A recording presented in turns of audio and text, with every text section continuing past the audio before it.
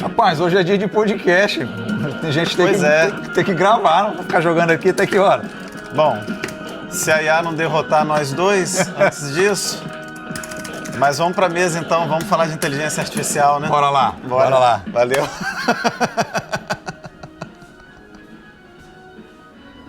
E aí, Fred?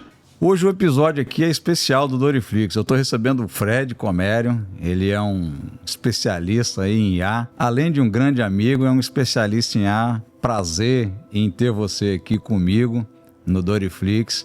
E eu tenho certeza que esse bate-papo vai ser legal. Fred, e esse episódio é... E se a IA já tivesse te substituído? Como que você falaria para mim aí sobre esse tema? Olha...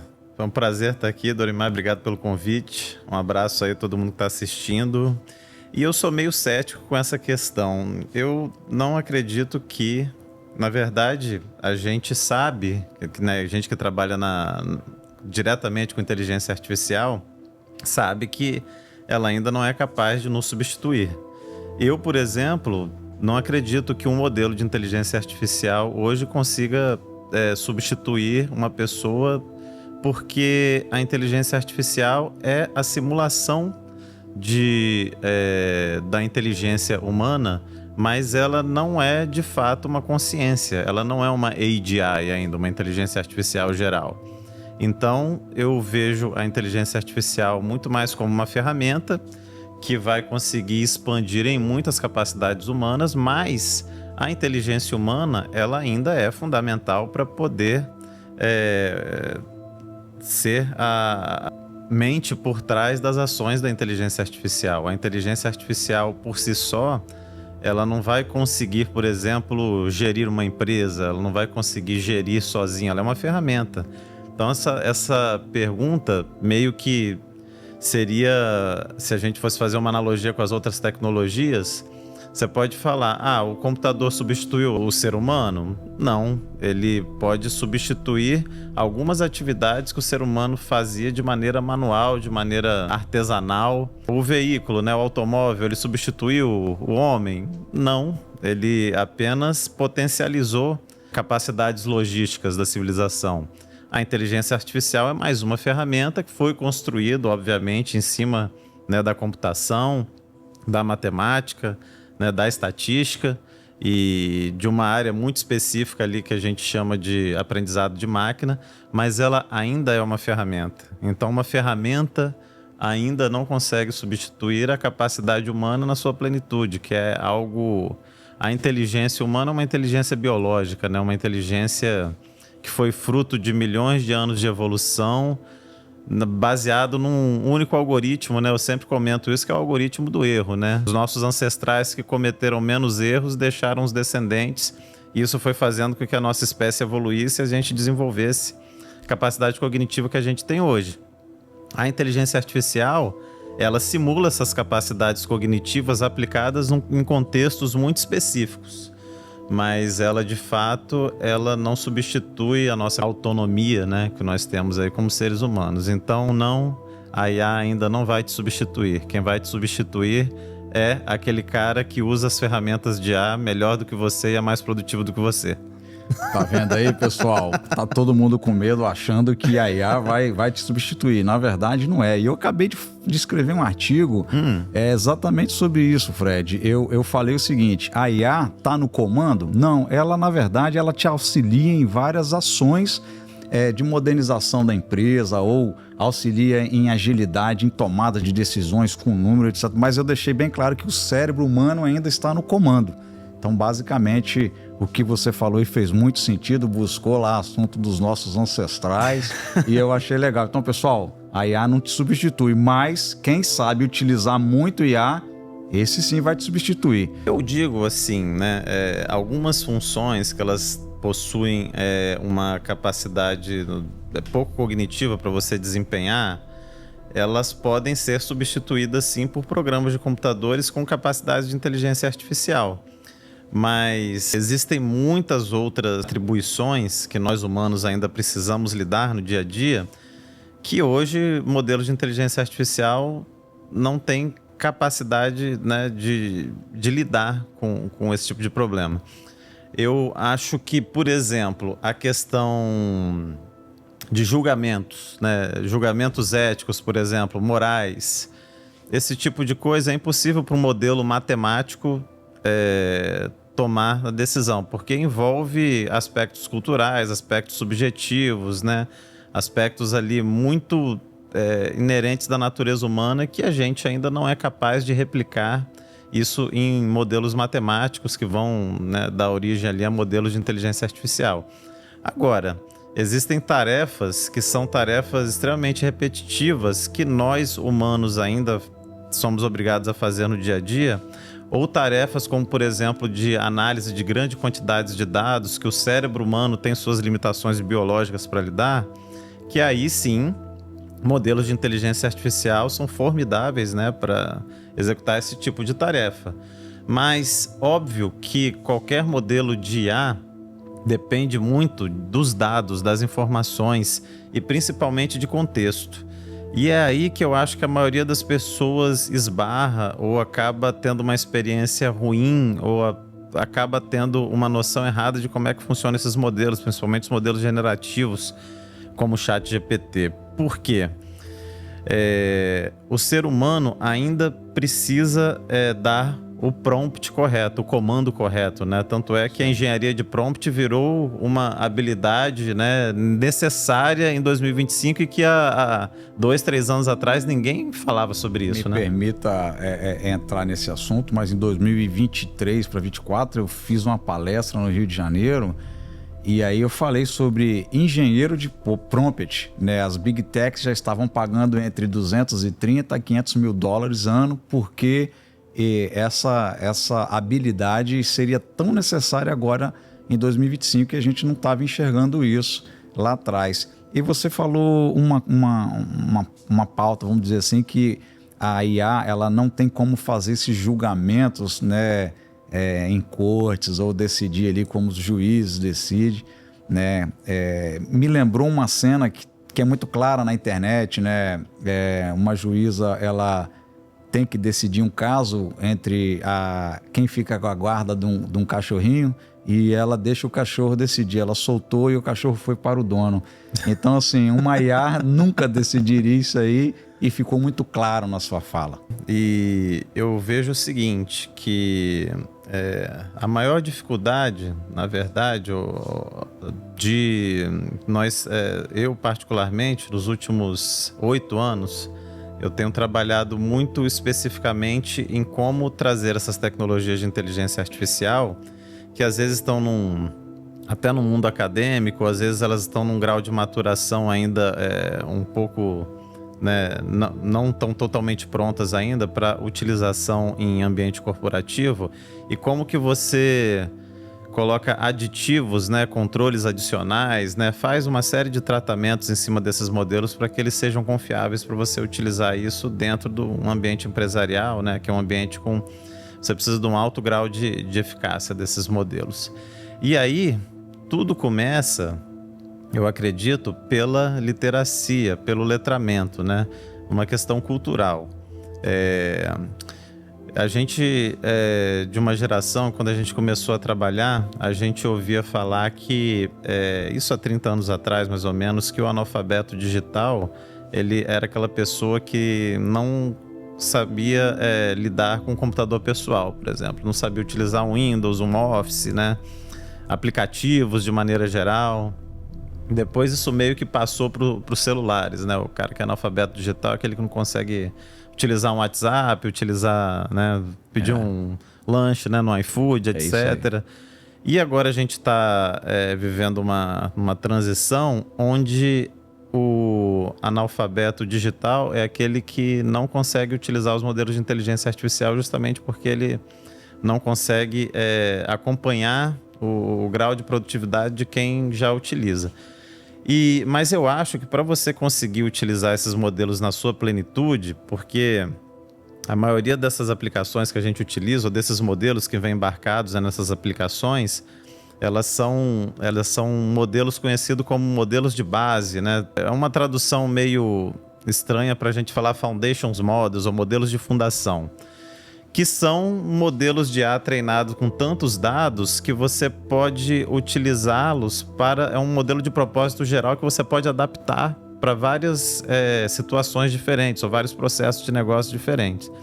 Só que, obviamente, você tem uma série de técnicas que você utiliza, desde engenharia de prompt, desde enriquecimento desses modelos com os dados da sua empresa, ou até mesmo uma técnica de você recalibrar esses modelos que a gente chama de fine tuning, que transformam esses modelos de base, de propósito geral, em modelos muito eficientes para o processo de negócio ali que você precisa. Toda essa questão técnica por trás está muito relacionado a você trazer contexto para esses modelos. Então, eu lembro quando antes mesmo do boom do GPT, a gente já utilizava modelos generativos para resolver determinados problemas, né?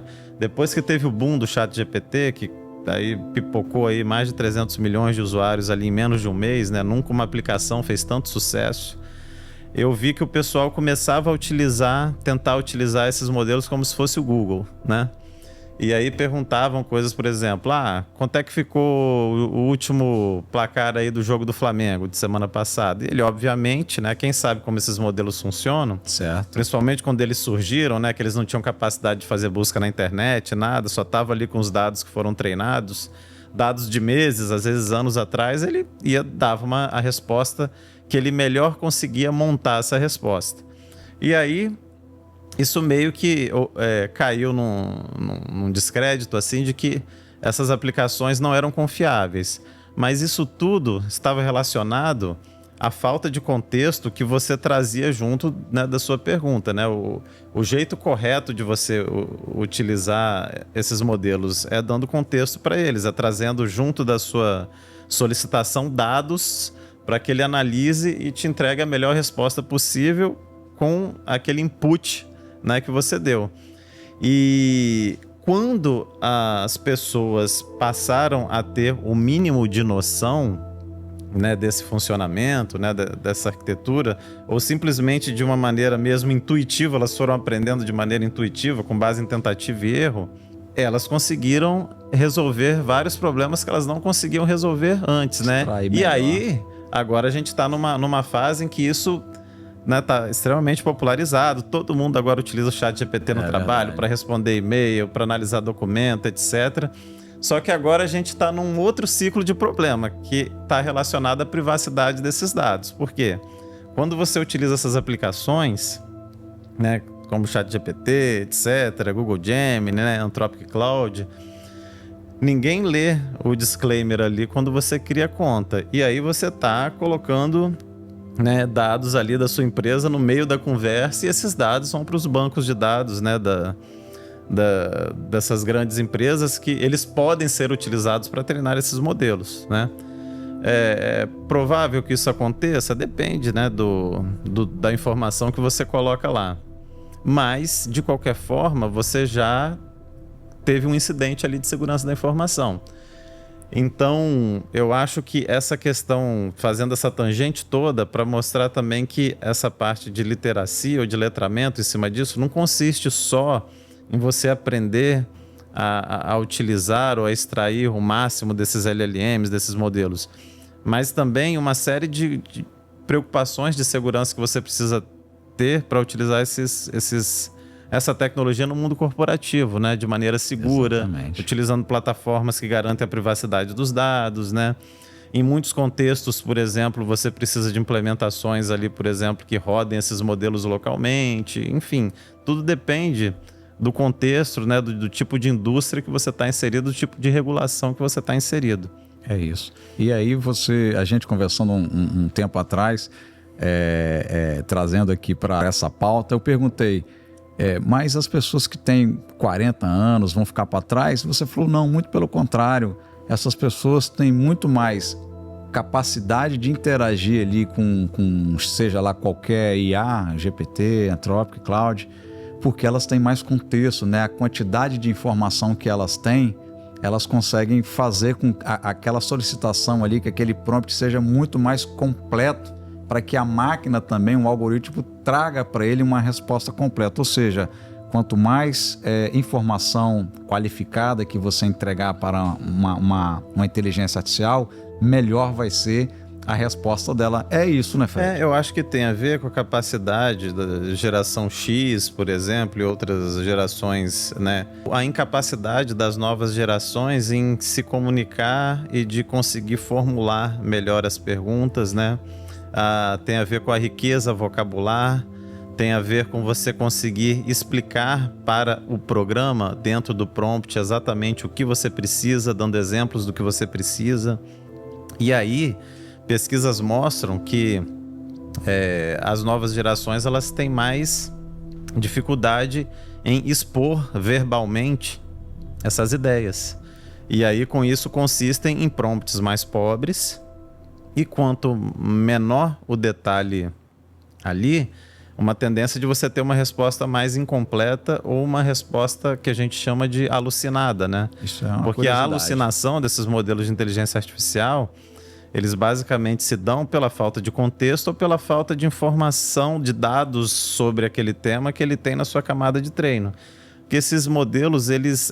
aí, mais uma vez, porque é importante entender o funcionamento, né? A arquitetura, né? De como é que essa tecnologia funciona. Ela não é uma tecnologia que tem como principal objetivo te dar uma resposta correta e precisa. Ela tem como objetivo conseguir gerar uma resposta, que é como se fosse um complemento, é completar o seu prompt inicial, seja uma pergunta, seja qualquer outro tipo de solicitação. Ela vai te dar ali um conjunto de tokens ou palavras ali que fazem mais sentido dentro dos dados que ela tem treinada. Então, esse juízo de valor, de se está certo, se está errado, a arquitetura ela não foi preparada para isso, né? Certo. Isso é fruto de muito investimento e curadoria, principalmente, para poder conseguir mitigar os erros desses modelos, né? Quem pensa que, por exemplo, o GPT da OpenAI é uma caixa mágica lá e que basicamente é o algoritmo do GPT que consegue te entregar tudo isso, não sabe um outro lado que existe de uma equipe enorme de curadores que a OpenAI contrata ao redor do mundo, principalmente países, né, subdesenvolvidos, né, na África, mas que eles têm, por exemplo, o conhecimento do inglês, né? Tem muitos países, por exemplo, na África, na própria Índia, né, o indiano também fala inglês, é uma mão de obra barata que fica ali o dia inteiro trabalhando em cima de análise das respostas desses modelos para fazer o que a gente chama de treinamento supervisionado. E para deixar esses modelos um pouco mais precisos, para você mitigar essa falha estrutural que eles têm, né? Porque como é que eu posso explicar isso melhor? E aí isso tem tudo a ver com aquela questão que eu falei da pergunta original, né? Se esses modelos ainda estão prontos para substituir uma pessoa. E um dos motivos que eles não estão prontos é porque eles não têm essa consciência. Existe uma analogia para explicar como é que essas respostas geradas pelos modelos funcionam, que é o seguinte, que é conhecido, acho que como analogia do quarto secreto, do quarto escuro. Imagina que eu te coloco dentro de uma sala e que a sua função receber, por exemplo, eu vou te entregar um símbolo em chinês e você não sabe o que significa aquele símbolo, mas você tem um manual do seu lado que, dependendo do símbolo, você vai ter que me entregar um conjunto de outros símbolos em chinês que é a resposta. É assim que o algoritmo do GPT enxerga o mundo. Ele não sabe o que são aquelas palavras. Qual é o sentido daquelas palavras? Certo. Para ele, tudo são vetores de números. Quando você manda uma pergunta para o chat GPT, existe uma tecnologia fantástica, que foi uma das maiores invenções das últimas décadas, chamada Word Embeddings, que é a representação de palavras. Uhum. Então, basicamente, ele pega a sua pergunta, cada palavra, transforma num vetor de números e compara aquele vetor de números semanticamente com o que ele tem na base de treinamentos, e com isso ele começa a gerar as respostas mais prováveis baseadas né, naquelas palavras que você colocou. Só que ele não faz a menor ideia do que aquilo significa. Então, nesse experimento, você está recebendo ali um símbolo em chinês, você não domina chinês, você não sabe o que aquilo significa, mas você tem ali um manual de instruções do que você entrega como resposta. Aí eu te pergunto, você respondeu a todas as perguntas conforme o esperado? Sim. Agora, você está entendendo aquilo que você está sendo perguntado, aquilo que você está respondendo? Não. Então é por isso que quando aparece lá um clickbait, né, falando lá, que a inteligência artificial disse que vai destruir a humanidade, que uma IA começou a conversar com a outra, eles criaram uma nova linguagem, que a IA vai criar uma nova inteligência artificial e essa nova inteligência artificial vai escravizar a raça humana. Isso, para mim, é bullshit total. Quem entende, né, tem uma frase até se eu não me engano, é do Fábio Akita, que fala assim, quanto maior o seu desconhecimento, de como é que esses modelos já funcionam, maior o seu medo em relação a esse tipo de coisa. Em 1 minuto, mitos e verdades. A IA, ela vai roubar o meu emprego? Olha, se o seu emprego for algo extremamente repetitivo, que não exige muita capacidade cognitiva, é provável que um programa de computador com IA faça o seu trabalho. Agora, para a maioria dos empregos que exigem algum tipo de análise cognitiva, quem vai roubar o seu emprego é o cara que utiliza IA melhor do que você para fazer o seu trabalho. Certo, entendi. E então, Fred, fala para mim como começar a trabalhar com IA aos 40 anos. Ou seja, eu tenho 45 anos, você é mais novo que eu. Você tem... Não muito. Não. Mas eu já passei dos 40 também, mas eu acredito que nesse caso é uma vantagem. Ah, é? Porque a gente cai naquela questão de que talvez a nossa geração ela consiga representar verbalmente o que a gente precisa que seja feito com maior riqueza do que novas gerações que não estão acostumadas a escrever, né? Já nasceram numa época totalmente digital, né? Que você tem um reducionismo vocabular, né? Para utilizar o WhatsApp, para utilizar uma série de tecnologias. Então, se você tem 40, 45 anos, aproveite essa bagagem que você tem, vocabular, e comece a utilizar essas ferramentas de inteligência artificial generativas que dependem basicamente do seu comando, do seu prompt, para poder gerar o resultado do seu trabalho, que provavelmente o resultado do seu trabalho vai ser superior a de alguém que não tem essa bagagem vocabular. E só para a gente entender aqui de uma vez por todas, por que a IA generativa, o ChatGPT, causou esse estardalhaço todo? Eu diria que é por pelo menos 2 motivos. Primeiro deles, pela primeira vez na história da humanidade, a gente conseguiu criar algo que não é humano, que conversa com a gente como se fosse humano. Então isso por si só é algo impressionante, porque nossa espécie é uma espécie que depende de interação social, de comunicação.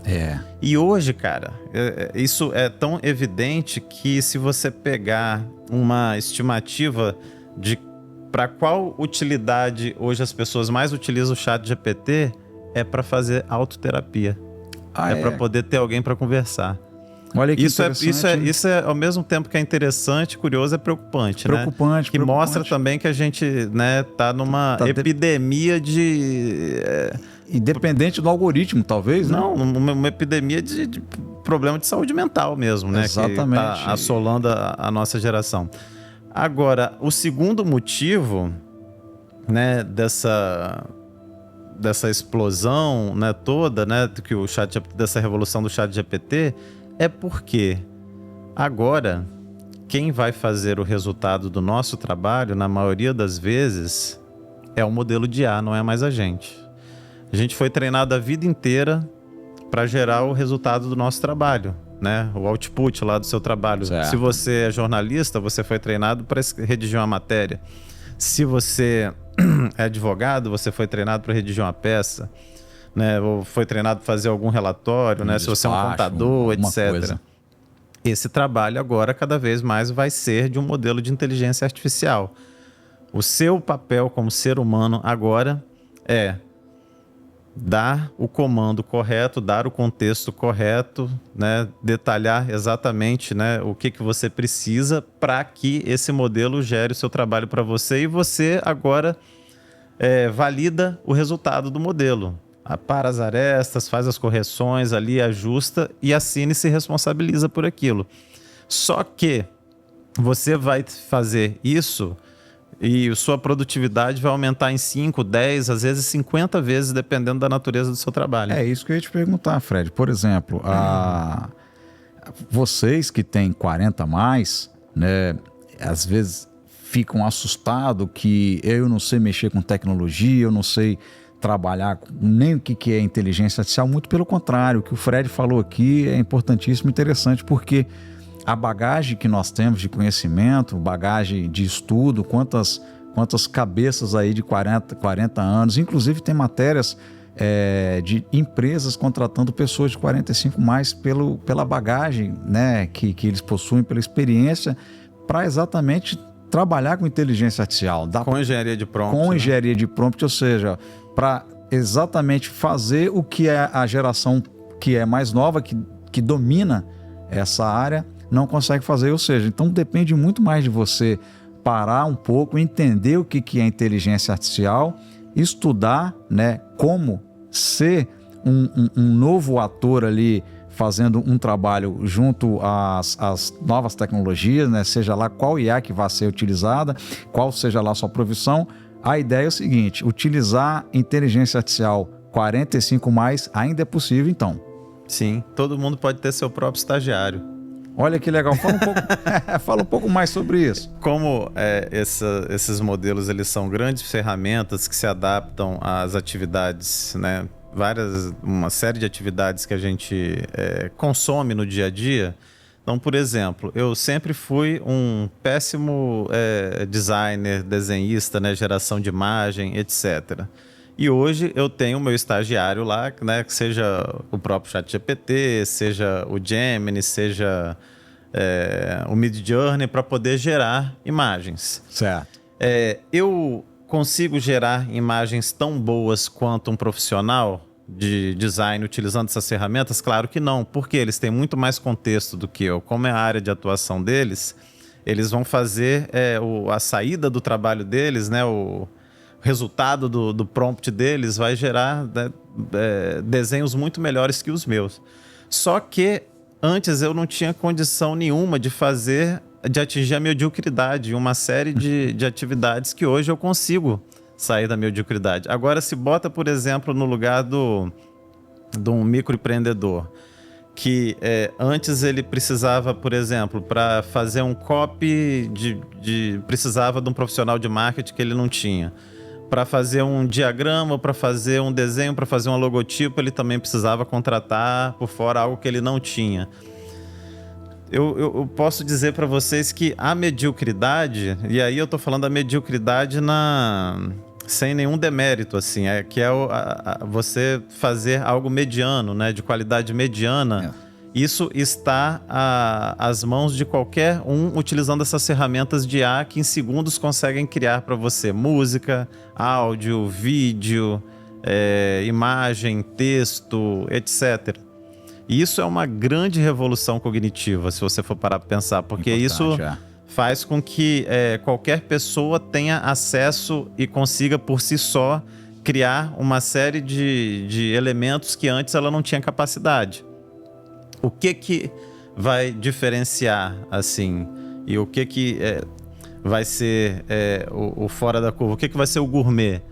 É aquela pessoa que faz aquilo, né? Que ela é especialista naquilo, mas ela entrega acima da mediocridade. Certo. Então aquela vai continuar cobrando caro, vai continuar fazendo de maneira artesanal, ou você vai ter que pagar para ter algo daquela qualidade. Só que para a maioria das coisas que você precisa rápido ou que você não tinha acesso, agora você tem. Então, eu posso estar trabalhando, por exemplo, num determinado projeto, coloco todos os dados daquele projeto ali e eu tenho o meu estagiário que vai gerar para mim os relatórios, que vai gerar para mim, vai tirar as dúvidas, vai me ajudar a lembrar uma série de coisas, vai me ajudar a fazer resumos, vai me ajudar a criar infográficos a respeito daquilo. Então, eu estou tendo o meu estagiário ali num custo muito baixo. Eu tenho um outro estagiário que é um outro modelo de IA que vai gerar para mim, né, vídeos a respeito daquilo, né, que vão me ajudar a fazer comunicar. Eu tenho um outro estagiário que vai gerar código, que vai gerar protótipos, que vai gerar landing pages, etc. Esses não necessariamente vão ser o produto final que eu vou colocar no mercado, mas ele vai me adiantar semanas de trabalho, por exemplo, para desenvolver uma ideia internamente dentro da minha empresa e vai fazer com que eu libere, entre aspas, o trabalho de uma equipe inteira nessas fases iniciais da construção desses projetos, que eu posso ter todos esses insumos criados por IA. Essa é a maneira hoje mais, digamos assim, assertiva e produtiva de você fazer a utilização desses modelos, que eles são muito baratos hoje, né? De maneira geral. E como você bem falou, eu concordo. Não tem como uma IA roubar o emprego, né? Obviamente você tem que se adaptar como a gente vem se adaptando há muito tempo atrás. A gente tem aí editores de vídeo, a gente tem designers que você acabou de mencionar que o microempreendedor, ele sai ali, não conseguia fazer o mínimo do básico, porque ele precisa ali de investimento, de pagar um bom designer, talvez um bom editor. Hoje MVP. E um MVP. Um MVP, por exemplo, que antes antigamente você pagava, sei lá, 50, 100 mil, 200 mil para uma empresa criar um MVP. E o objetivo do MVP é basicamente você validar se aquele produto, aquele sistema e tal, ele vai ter market fit ou não. Então hoje você faz isso um custo quase zero, graças a modelos de IA que são especializados na construção de código, na construção de site, na construção de PowerPoints, etc. E tem então, gente ganhando dinheiro com isso. Exato.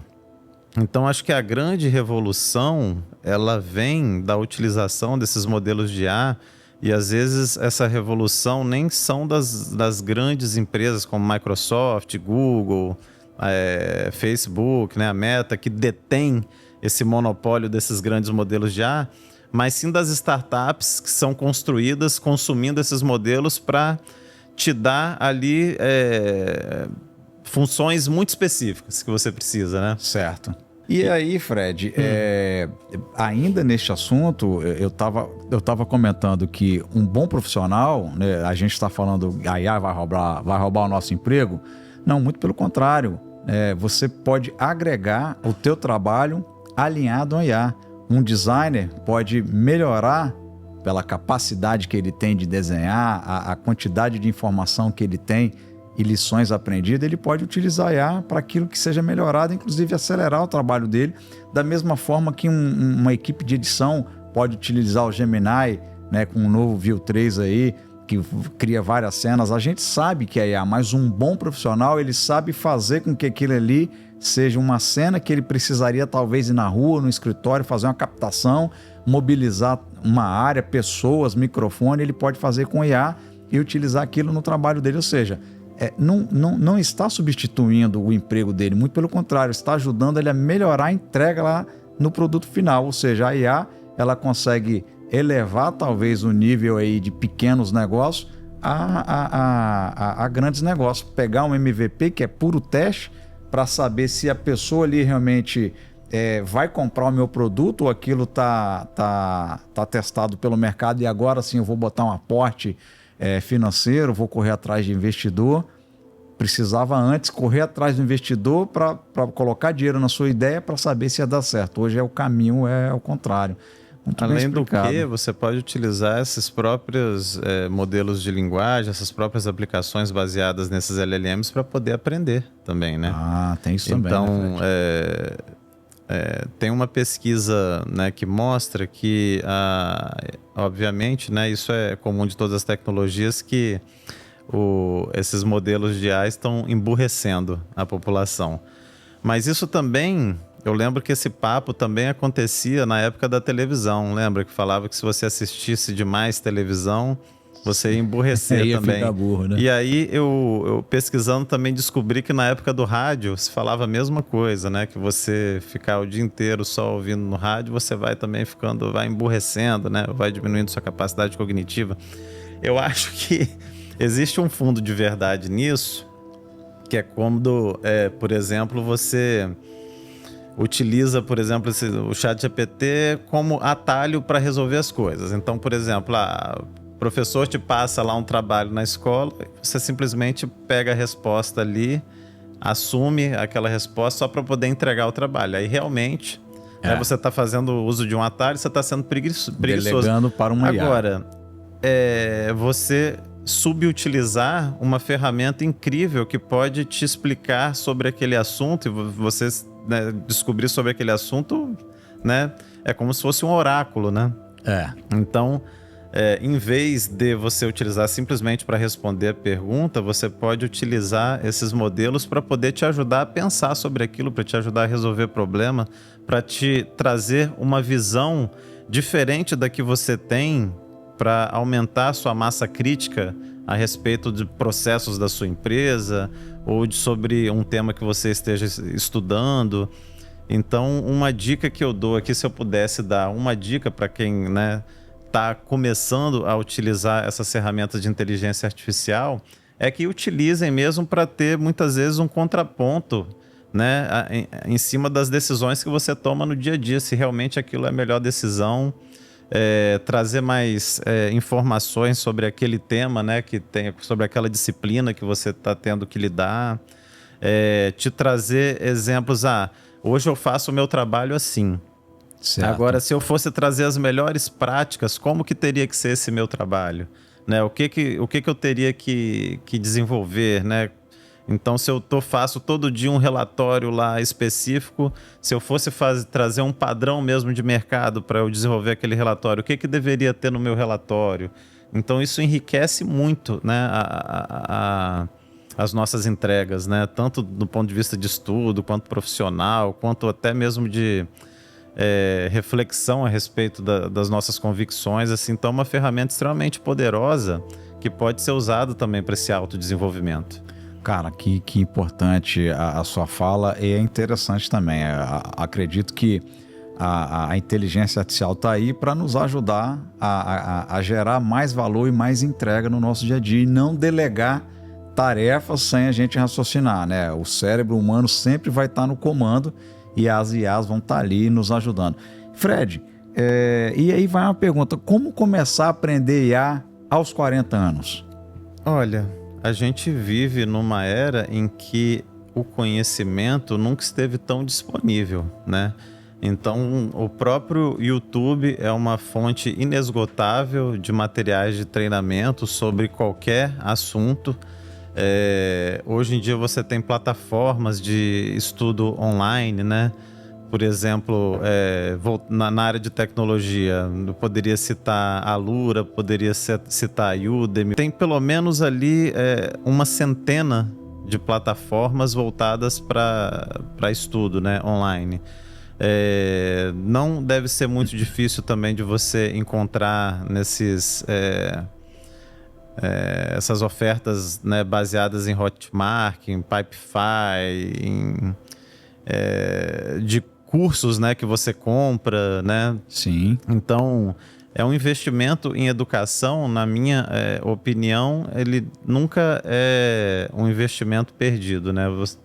Ninguém é tão bom o bastante que não possa aprender nada, né?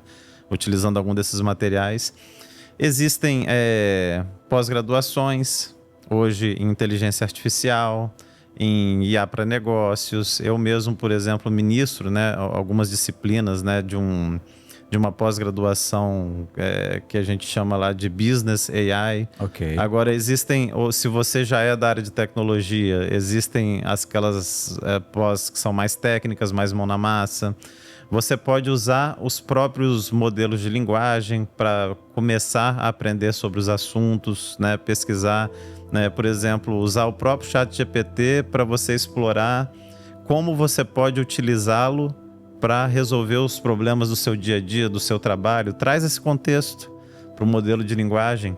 Ele foi treinado com uma quantidade de informações absurda.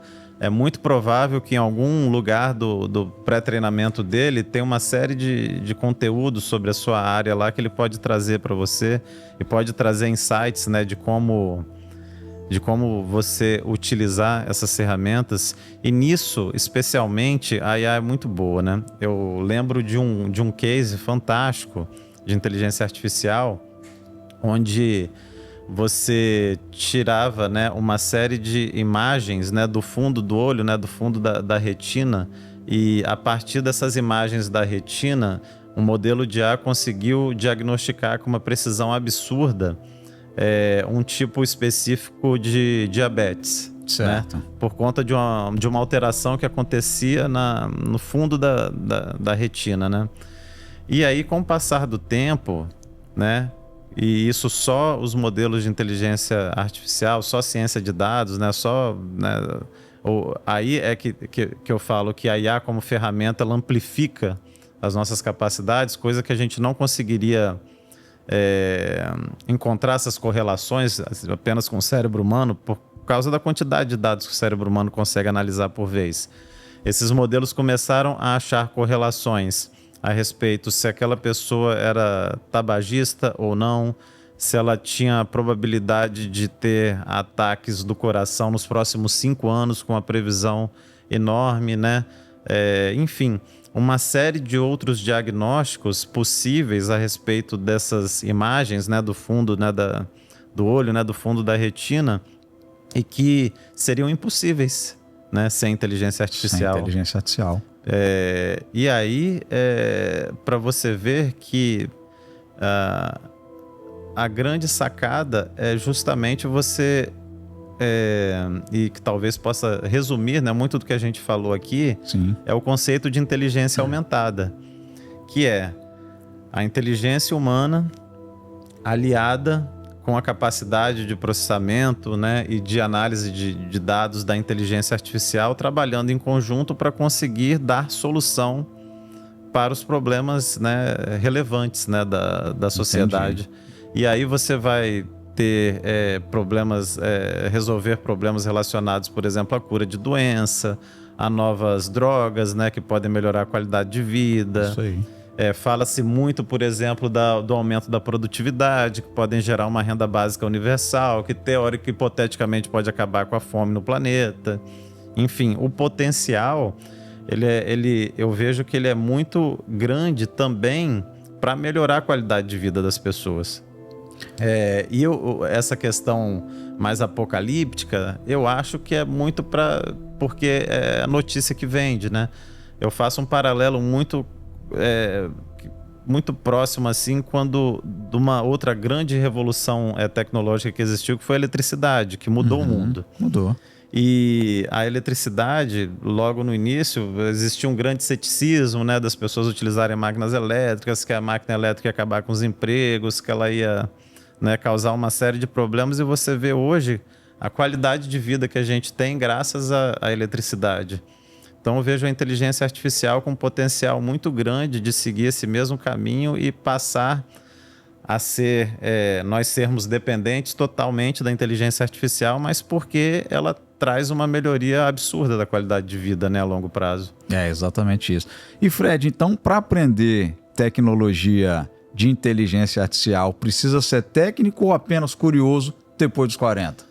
Olha, você ser curioso é talvez a principal habilidade que você vai precisar para os próximos anos. Porque esses ciclos de inovação, eles tendem a ser cada vez mais rápidos. Então, a maior habilidade que a gente pode ter daqui para frente é aprender a aprender. Porque agora a gente vai precisar se adaptar à inteligência artificial. Daqui a 50 anos, ou daqui a 20 anos, provavelmente a gente vai estar falando de alguma outra tecnologia, alguma derivação dessa inteligência artificial que vai fazer com que a gente olhe para o ChatGPT e a gente fala, lembra quando a gente usava ChatGPT, a gente achava que aquilo era a última invenção, né, do humano, e aquele negócio era um negócio todo, né, que respondia um monte de coisa errada e tal, e a gente ficava alucinado. Provavelmente você vai ter que aprender algo novo a cada década. É exatamente isso. E eu tive a oportunidade de fazer uma visita ao Vale do Silício, no qual você já fez, e lá já se fala em física quântica.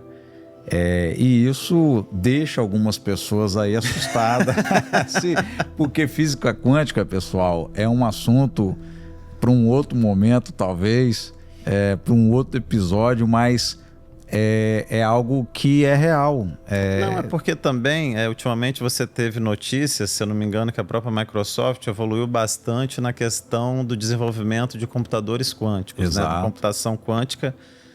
E aí, óbvio, né? Isso traz uma série de tópicos, né, a reboco, assim, do tipo, meu Deus, a computação quântica ela é capaz de quebrar a criptografia atual, então nossas senhas, nossa segurança, nosso dinheiro no banco e tal. Mas assim, é o hype de se vender notícia, obviamente focando no aspecto apocalíptico, né, de qualquer inovação traz.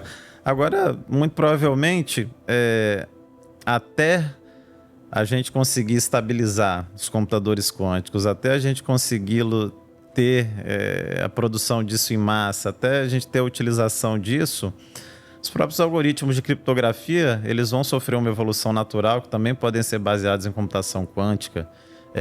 Não vai ser, por exemplo, o computador quântico, assim, para você estabilizar um qubit, hoje você precisa dele próximo de 0 Kelvin, você gasta uma energia absurda.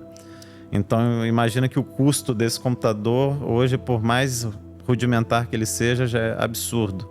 Isso não vai estar na casa do sujeito ali que vai tentar invadir a conta do banco Nem tão cedo, né? Exatamente. Então, a gente não precisa se preocupar com isso agora. Tem muita água para rolar. Muita água para rolar. E aí, Fred, falando também sobre isso, né? A liderança e inteligência artificial. Quem manda em quem? Fala para mim.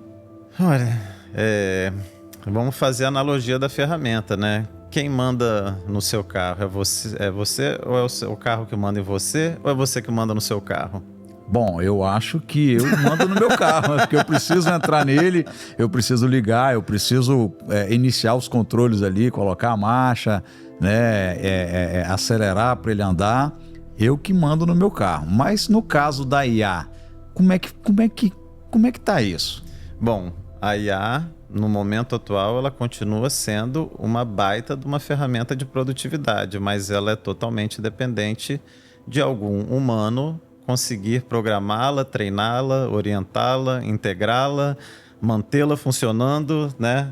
Se puxar a tomada já era, né? Tanto é que a gente está caminhando ali para não diria uma crise, mas uma situação crítica até de fornecimento de energia, né? Nos países que não conseguem produzir energia de maneira sustentável, né? E aí está uma grande oportunidade do Brasil, né? Falando nisso, que tem um potencial enorme de produção de energia. Para você hoje, a tecnologia que a gente tem hoje, né? A tecnologia que a gente utiliza nesses modelos, que é a tecnologia de Transformers, que é uma tecnologia que custa bastante em processamento, principalmente de GPU, né? Que a gente precisa estar o tempo todo transformando essas palavras todas ou qualquer coisa que a gente gera em vetores e fazendo cálculo de vetores, que é isso que esses cálculos de matrizes que as placas de vídeos fazem tão bem, elas consomem uma baita energia. Tanto é que a grande vencedora dessa corrida de IA, por enquanto, é a NVIDIA, a gente brinca que é que fornece as pás, né? Na corrida do ouro, ganha dinheiro quem vende as pás, e quem está vendendo as pás são a NVIDIA. Só que para você rodar toda essa infraestrutura de computadores, você precisa de energia, né? Qualquer brincadeirinha que você faz ali, né? Tem uma série de simulações, né? Que hoje a utilização, por exemplo, de uma pessoa no chat GPT equivale, por exemplo, um mês uma pessoa utilizando o chat GPT equivale a uma cidade inteira durante uma noite utilizando energia, né? Entendi. Tem algumas analogias desse tipo, algumas são meio forçadas, mas de fato consome-se muita energia. E aí está uma grande oportunidade, né? Não só para o Brasil fornecer energia, mas também para o Brasil fornecer data center, já que a gente tem essa capacidade. Exatamente. Né? Então você vai aumentando ali na escala de valor agregado o que você está fornecendo para os outros países. A gente pode fornecer exatamente a gente aqui, né? E aí sem querer entrar no mérito político, mas historicamente o país ele perdeu muitas oportunidades ou ficou para trás, né? Chegou depois em muitas oportunidades porque a gente aqui às vezes não está tão focado nisso, mas né, politicamente, né? Existem muitos conflitos de interesse, mas é uma baita oportunidade para o país, né? Que a gente não pode deixar passar mais essa, né? E, Fred, rapidamente, fala para mim, o que a gente já fez com o uso da IA? Eu sei que em 5 ou 10 minutos a gente não consegue falar sobre a quantidade de coisas que já conseguimos ter aqui, né, no nosso dia a dia, seja até no ligar de um celular, chamar uma condução, solicitar um pedido em algum desses aplicativos de entrega de comida. Isso tudo tem embarcado inteligência artificial por trás, que são algoritmos entendendo ali o que você gosta, o que você não gosta, até para melhorar ali a interface para você navegar melhor, melhorar o formato de como aparece o produto para você clicar e comprar. Mas fala para mim rapidamente, o que nós já fizemos com IA até agora? Olha, a inteligência artificial ela é muito mais do que o ChatGPT e que os modelos generativos que são, né, a família, né, dos LLMs, aí, dos GPTs. E eles entraram silenciosamente nas nossas vidas, especialmente nas últimas décadas. Por quê? Quando você está fazendo compra, ou quando você está vendo um vídeo no Netflix, você tem ali uma série de algoritmos que a gente chama de IA preditiva, né? Algoritmos de predição. Sim. Que eles, por exemplo, sabem qual produto que você tem mais tendência de comprar, eles sabem qual filme ou qual série você tem mais chances de gostar. No carro autônomo, você tem modelos preditivos que conseguem prever se vai ocorrer uma colisão e conseguem te salvar dessa colisão e conseguem diminuir o valor do seu seguro. Nas redes sociais, TikTok, Instagram, etc., você tem um algoritmo que conhece o seu gosto pelo que você consome ali de conteúdo nas redes sociais, te conhece melhor do que qualquer pessoa da sua família. Tanto é que hoje as pessoas passam horas grudadas, né, nos aplicativos de rede social.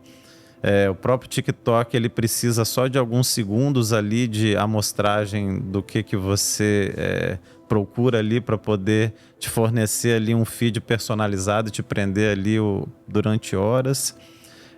Então, os modelos de inteligência artificial eles já estão na nossa vida. O YouTube recomendando vídeo, o Google, quando você começa a pesquisar, ele meio que adivinha o que você está pesquisando e já termina a frase para você. Todos esses algoritmos, principalmente os preditivos, que eles já estão aí maduros no mercado há muito tempo, eles foram entrando nas nossas vidas e fazendo parte do nosso dia a dia sem a gente perceber. E eles meio que mudaram totalmente o nosso padrão de consumo e como a gente se relaciona, né? E, inclusive, como a gente se relaciona com as outras pessoas também, né? Porque você tem os aplicativos ali de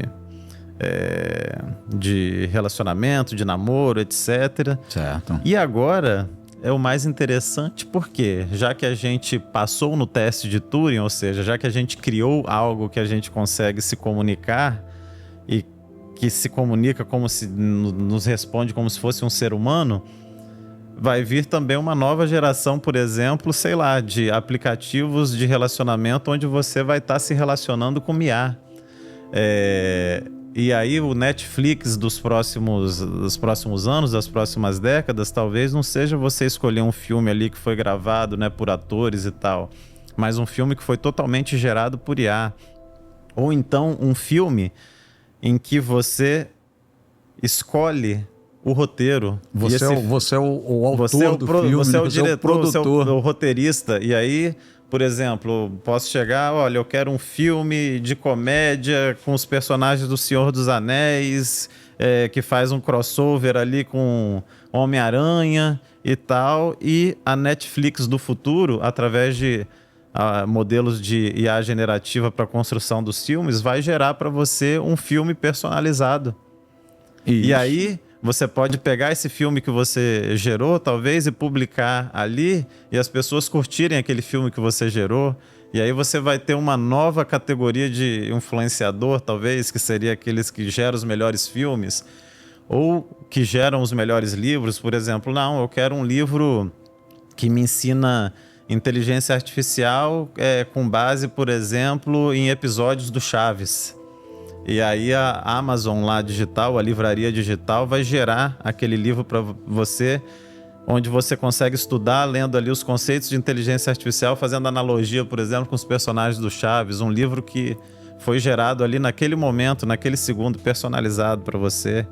Como já está acontecendo com a música, por exemplo. Você tem hoje aplicativos que têm modelos generativos para a criação de músicas, que eu chego, por exemplo, e falo, olha, eu quero uma música de heavy metal, melódico, estilo, sei lá, Angra, com Dream Theater, e que seja cantado em espanhol e por uma mulher. E eu quero uma música que fala sobre, sei lá, o início da era da inteligência artificial. Essa música é gerada em questão de segundos e você não consegue mais diferenciar o material gerado por IA do material gerado por humano. E o que você falou, nós não estamos indo tão longe, não. Isso já é real. O TikTok aí, ele foi inundado. Eu acompanho ali. Ele foi inundado por esses títulos, né? Por essas músicas que são de agora, né? De todos os estilos musicais, mas um que está muito em alta aí, né? São os funks que criaram, pegaram as letras dessas músicas com arranjos de músicas dos anos 70. E isso meio que inundou a internet, inundou o TikTok ali, e que fez as pessoas de antigamente, vamos colocar 50 a mais, acharem que essas músicas eles já escutaram antigamente, falaram, não, essas músicas são boas, era da minha época, mas na verdade é uma IA que desenhou essa música, escutando a música que foi gravada, né, nos tempos de hoje, com materiais que ela já tem em treinamento, que é arranjos e todo esse conhecimento que já está instalado, vamos dizer assim, nessas bases de dados que a IA consome. Recentemente eu vi uma notícia de uma banda no Spotify que já tem mais de 500 milhões de visualização, descobriram, né, que na verdade a banda não existe. Todas aquelas músicas daquele álbum foram geradas através de modelos de IA. O álbum, as fotos, Exatamente. As músicas, os arranjos. Cara, isso é sinistro, vamos colocar assim. Isso é o conceito de conteúdo sintético. Eu acho que a gente vai estar cada vez mais inundado aí de conteúdo sintético, né? E aí, como que a gente vai organizar isso? Eu vejo que as empresas elas estão começando a criar ali alguma forma de você identificar que aquilo é um conteúdo sintético. Então, você tem que ter uma tag ali, você tem que ter um carimbo ali falando que aquilo é um conteúdo sintético. Até porque você já tem influenciadores digitais que são virtuais, ou seja, são modelos criados por inteligência artificial. E aí você já tem gente utilizando isso, obviamente, para o mal, para aplicar golpe, para conseguir extorquir dinheiro, né, para pegar a sua voz, né, e gerar áudios com a sua voz para pedir dinheiro, vão gerar vídeos seus. Isso vai ser cada vez mais comum. Cada vez mais comum. À medida que a tecnologia vai evoluindo, os golpes também vão evoluindo. Por isso que esse letramento, né, que eu falo, essa literacia, essa capacitação, ela é super importante até para você conseguir se proteger, né, de golpes e de outras coisas, para você entender o que já é possível fazer. Muito importante. Pessoal, e nosso podcast, ele está chegando ao fim. Ficaria horas aqui, horas e horas falando com o Fred. E aí eu vou pedir qual é a mensagem para o futuro próximo que a gente tem. A gente vai ter... A gente já não tem mais diploma, né? Será que ali em 2030 a gente vai ter diploma de algum curso ou nós vamos estar habilitado para aquele assunto que a gente precisa desenvolver? Por exemplo, eu trabalho na área X e eu estou habilitado porque eu domino o AI, eu domino a arte do prompt, eu sei fazer exatamente o que as IAs têm a me oferecer e o produto final é de excelentíssima qualidade. Será que ainda a gente vai ter essas características como a gente ainda vê hoje nas universidades, nesses campos de ensino? Como que está isso? Fala uma mensagem aí para o futuro. Olha, a IA tende a disruptar todos os nichos de negócio, inclusive da educação, né?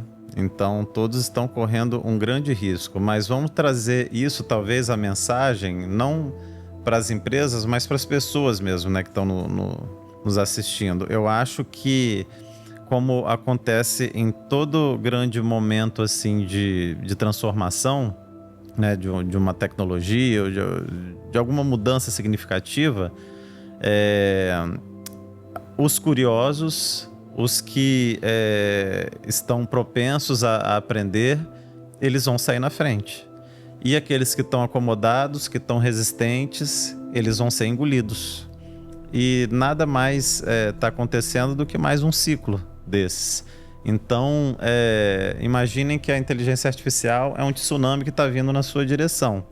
Não adianta você lutar contra o tsunami. Você tem que se capacitar, que é construir... que a gente sempre fala essas analogias, né, nos treinamentos.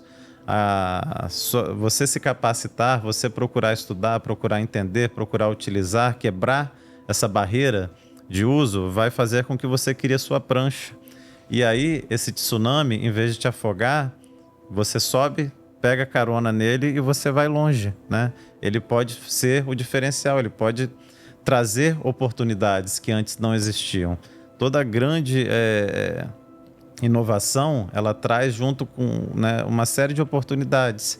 E os que aproveitam essas oportunidades, eles conseguem melhorar de vida, conseguem melhorar de emprego, conseguem, né, melhorar sua condição.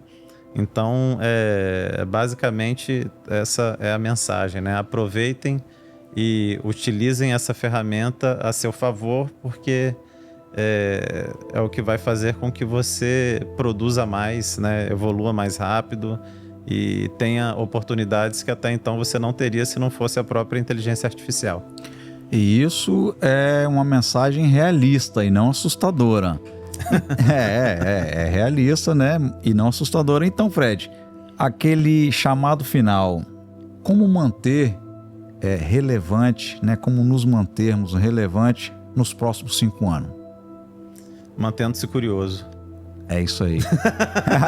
Fred, muito obrigado pela sua participação aqui no Doriflix. Foi uma satisfação grande falar sobre inteligência artificial com uma pessoa que eu admiro muito pela capacidade intelectual e também como amigo. Obrigado mais uma vez por estar por aqui.